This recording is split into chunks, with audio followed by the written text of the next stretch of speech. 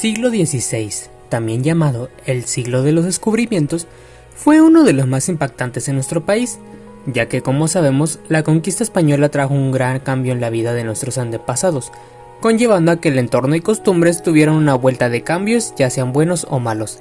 Sin embargo, esta vez me enfocaré en algunas órdenes religiosas que llegaron, y de un personaje importante. Con esto, aprender un poco de la formación de nuestro actual país y sobre cómo estos influyeron en ello. ¿Quiénes eran los dominicos? Estos fueron una de las primeras órdenes religiosas, también denominadas como la primera organización que vino a fomentar los estudios superiores en la Nueva España. Pero sin embargo, ¿cómo surgieron? Fue creada en el siglo XIII por el español Santo Domingo de Guzmán, el cual poseía conocimientos filosóficos, canonizándose en la Catedral de Osma. Esta orden se diferencia porque se eliminaban los trabajos manuales, poniendo como prioridad el estudio de la predicación, conllevando a unir este tipo de estudio con la vida religiosa.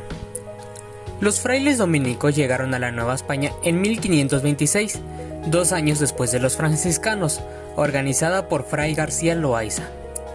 Con esto, se trasladaron a México, desembarcando en San Juan de Ulúa los primeros predicadores. 2 años después, en 1528, llegaron 25 dominicos encabezados por Fray Vicente María. Años después se empezaron a popularizar, contando con 7 iglesias y conventos en México, intensificando obras específicamente en Oaxaca.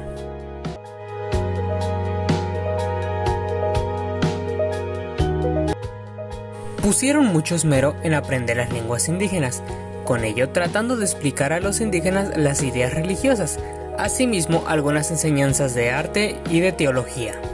Su casa de estudios más importante se vio en el Colegio de San Luis en Puebla, preparando a admirables predicadores, eruditos y maestros para las casas de estudios en la Nueva España.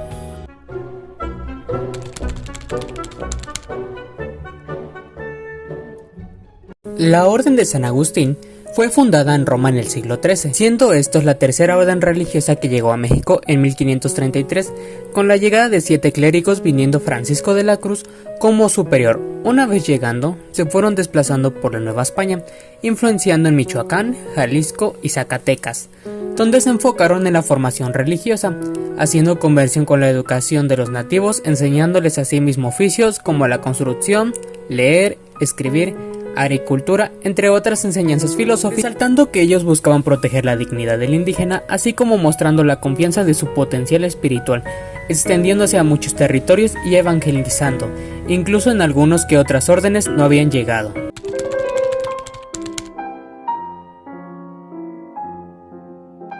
Los jesuitas, también denominados la Compañía de Jesús, fueron fundados en 1540 por San Ignacio de Loyola, con la aprobación del Papa Paulo III, reuniendo a hombres cuya función y sentido de vida era servir a Dios, con 3 votos que eran normativas en la vida religiosa, los cuales eran obediencia, pobreza y castidad, destacando por tener mucha disciplina y lealtad de sus miembros, teniendo conocimientos como la teología, ciencias exactas y naturales, llegando a México en 1572, evangelizando y educando en Guanajuato, San Luis Potosí y Coahuila, para así extenderse y fundando colegios y ciudades.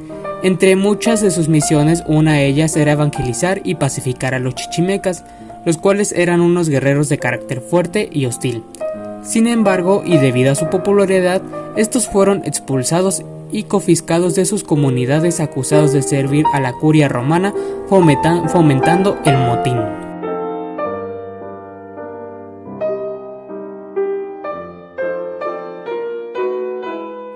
Como podemos ver, las órdenes religiosas influyeron de una manera abismal, cada una teniendo un papel importante, pero concordando con el mismo objetivo, que en cierta manera fue educar a nuestros antepasados, pero asimismo interponiendo su cultura y creencia, haciendo que hubiera un crecimiento y avance en cuestión física, pero sin embargo una pérdida cultural por parte nuestra, surgiendo así el mismo mestizaje, donde las clases sociales se definían de una manera un tanto mala, por decirlo, pero sin embargo todo pasó como fue y eso es algo que se queda en nuestra historia.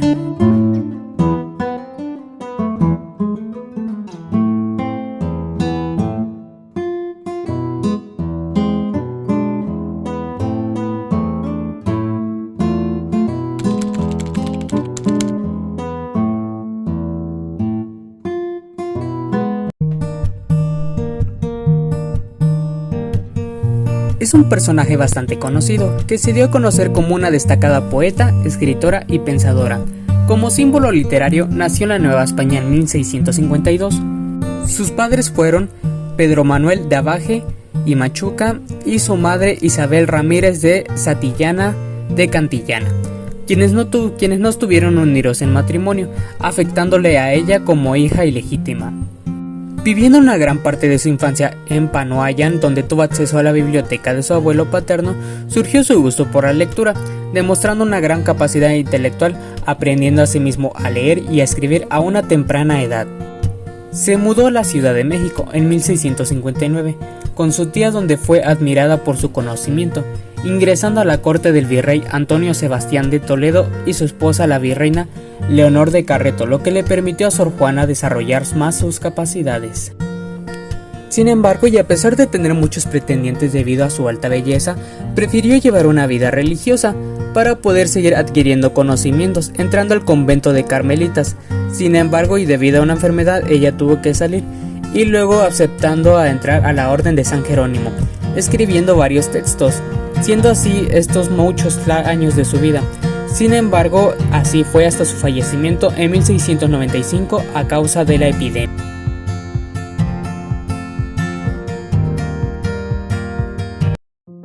Concluyendo en que estas órdenes religiosas y Sor Juana Inés fueron unos personajes los cuales tuvieron una gran influencia en nuestro país, destacando como parte de la historia y quedándose ahí. Como siempre, les agradezco mucho su atención y espero que les haya gustado esta presentación.